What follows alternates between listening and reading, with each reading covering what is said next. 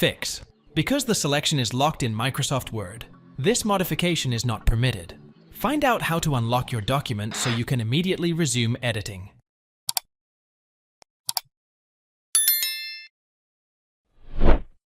Ensure you have an activated and legitimate version of Microsoft Office. Open a web browser and download the Microsoft Fix-It utility, link provided in the description.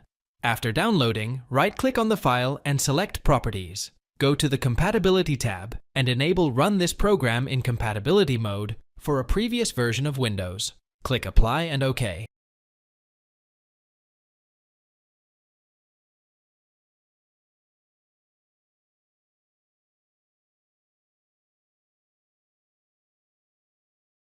Double-click the file and agree to the license terms.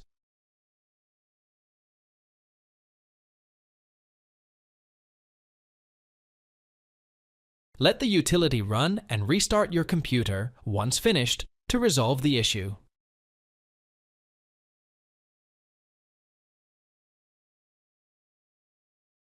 Thanks for watching. If it helps, make sure to hit like and subscribe.